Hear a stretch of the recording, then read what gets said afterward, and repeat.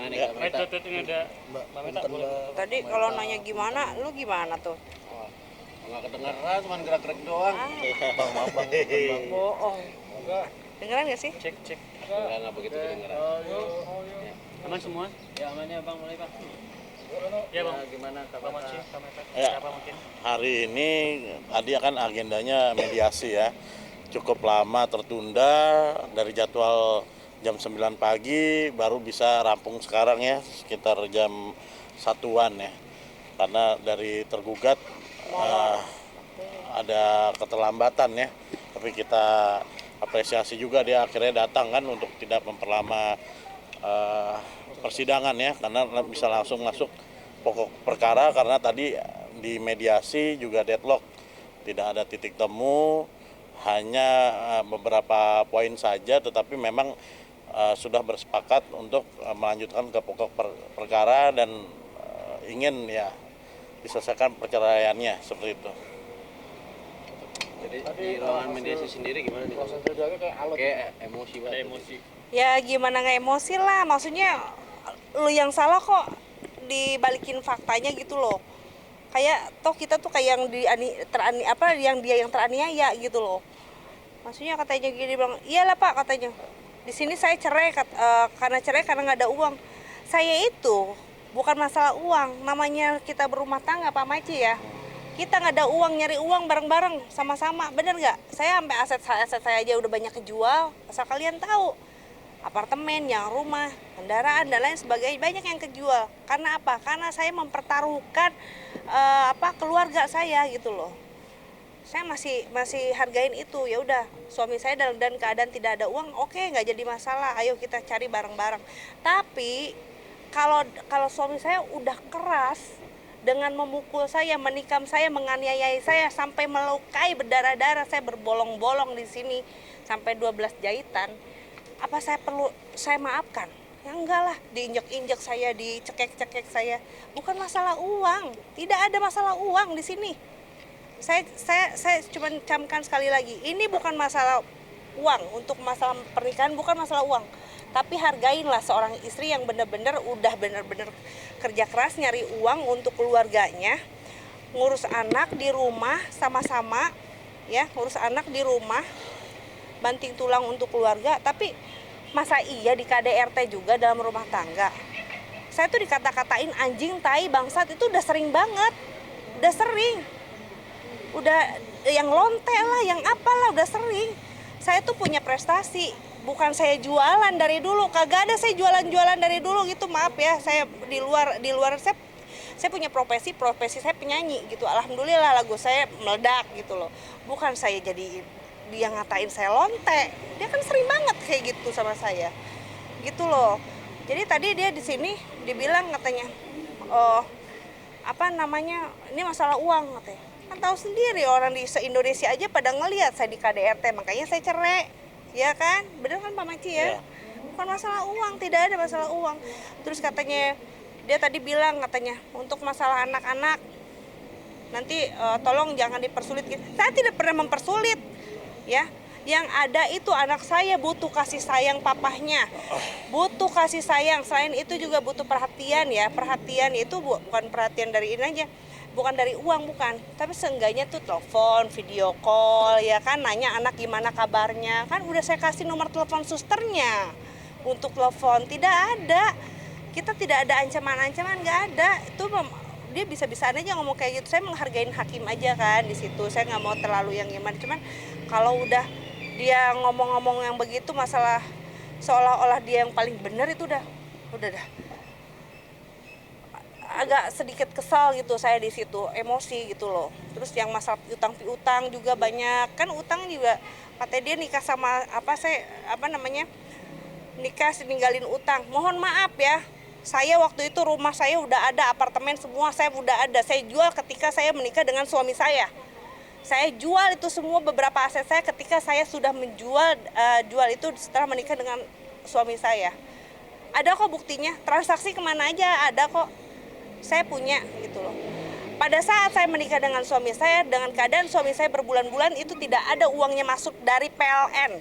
Asal tahu berapa bulan. Akhirnya saya dari situ saya mencoba untuk menghandle beberapa bulan, dan akhirnya yang harusnya itu pembayaran uang saya cicilan ke bank dari uang resto, tapi saya ngebiayain keluarga semuanya sih biayain gitu. Saya nggak mau ini lagi, ya udahlah gitu loh. Cuman jangan ngomongin masalah uang lah. Aduh, orang lu gue ceraiin lu aja gara-gara lu KDRT gue, kok lu masalah ngomongin uang lagi, balik lagi. Kalau mau tahu mah aset gue kan banyak yang dijual, kecuali emang dia ada gitu aset yang dijual? Nggak ada. Apa aset dia yang dijual? Bahkan sekarang aja perhiasan saya masih di Pegadaian, masih ada suratnya Pak. Banyak, masih ada ratusan juta itu di Pegadaian tuh saya. Belum saya ambil karena buat nanti nih. Itu dia yang gadein peraturan atau ya bareng-bareng kita dengan keadaan dia tidak ada uang gitu loh, pakai perhiasan saya. Perhiasan dikasih siapa? Dikasih Yogi? Nggak ada. Yogi satu pun ngasih cincin, anting, nggak ada. Saya punya perhiasan dari dulu jauh sebelum menikah dengan suami saya. Gitu loh. Habis-habisan. Jadi kalau ngomong dia udah kayak Tuhan. Ya ampun. Nih, kalau kita mau ngomong bahas baru ditransfer semalam juga sedih sih rasanya gitu loh.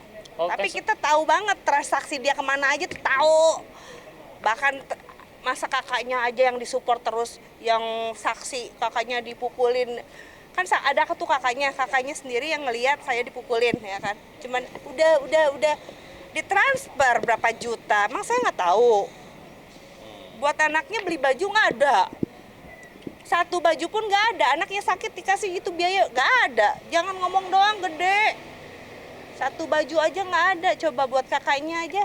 Kakaknya ditransfer 3 juta, 5 juta, nggak ada duit loh gitu. Kesel saya gitu loh. Aduh, ngomong aja. jadi akhirnya minggu depan langsung ke Pegadaian. Iya. Minggu depan hari Selasa tanggal 22 Juli ya.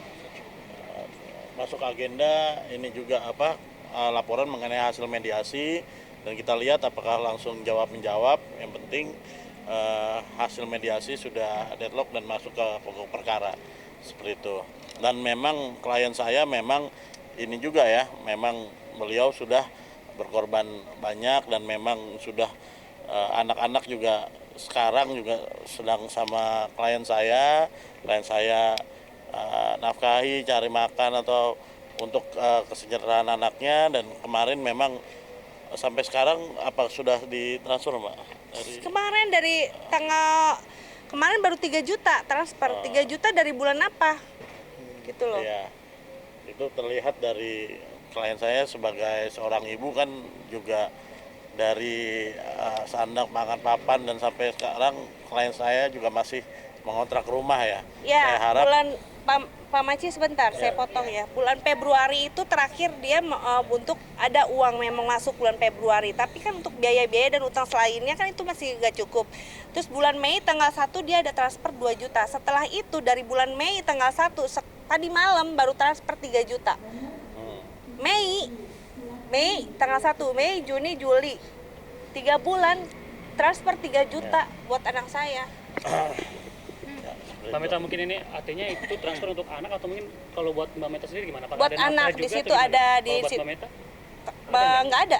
Jadi selama ini nggak pernah dikasih nafkah atau gimana? Nggak ada sama sekali, alhamdulillah nggak pernah.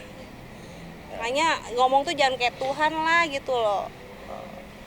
Lebih introspeksi diri gitu loh. Lu kalau memang salah, ya saya memang salah dengan keadaan saya seperti ini ya, gini-gini. Lebih kayak gitu aja, jangan apaan begitu. Laki loh saya. Dan juga dia menyinggung soal KDRT berawal dari Aki ya katanya, tapi awal mula Fitness, dari fitness katanya. Ngapain bela-belain fitness jauh-jauh? Fitness. Kalau saya nggak tahu, setelah dia mukulin saya, baru dia ngomong alasannya gara-gara fitness. Mana ada Mas, orang mah di mana-mana ngomong dulu alasannya kenapa. Kamu ya endorse. Ya udah kamu nggak usah fitness deh, kamu begini. Nanti kamu ada laki lagi begini. Harusnya ngomongnya begitu, ngomong dari awal lebih baik begitu. Jangan ini setelah saya babak belur, dipukulin udah berdarah-darah. Kenapa kamu mukulin begitu? Kakaknya nanya. Makanya nanya sama saya Mas Yogi, iya saya takut dia, soalnya dia fitness katanya, takut nanti dia ketemu sama cowok. Bukan alasan, kecuali dia ngomong dulu sebelum kejadian, baru saya paham. Tapi kan setelah dia pemukulan, sudah babak belur, dia baru ngomong, ya saya cemburu, saya takut gini-gini. Alasan nggak saya tanya? Kalau sudah babak belur, baru dia ngomong alasannya seperti itu. Mana saya tahu? Gara-gara fitness. Saya kan nggak tahu, Mas. Dan apapun itu alasan dari terlapor, tergugat, apapun itu bahwa tindak pidana dan kita laporan di Polres Jakarta Timur masih berjalan ya, masih berjalan. Tinggal panggil saksi satu lagi baru terlapor, dan karena ini udah ada unsur pidananya maka sudah dinaikkan di tahap penyidikan, tinggal mencari siapa tersangkanya. Saya optimis akan segera nanti setelah terlapor dipanggil akan gelar perkara dan dinaikkan menjadi tersangka ya. Itu kapan Bang? Di Polres? Di Polres Jakarta Timur ya. Tanggal berapa nanti? Itu ada pemanggilan. Ya dari saksi-saksi kita minggu ini sih terakhir ya. Yang dari tukang bengkel itu kan mau bersaksi juga karena melihat percekcokannya dan mendapat penganiayaan juga itu tukang bengkelnya itu kan, dan dia mau bersaksi kan, karena memang mau apapun alasan ya terlapor sudah melakukan tindak pidana ya harus menghadapi konsekuensinya. Apa ini kan delik ini ya, delik biasa, dan itu juga sudah ada di KDRT juga, sudah ada bukti, sudah ada visum juga, dan kita akan terus mengawal di Polres Jakarta Timur juga mengenai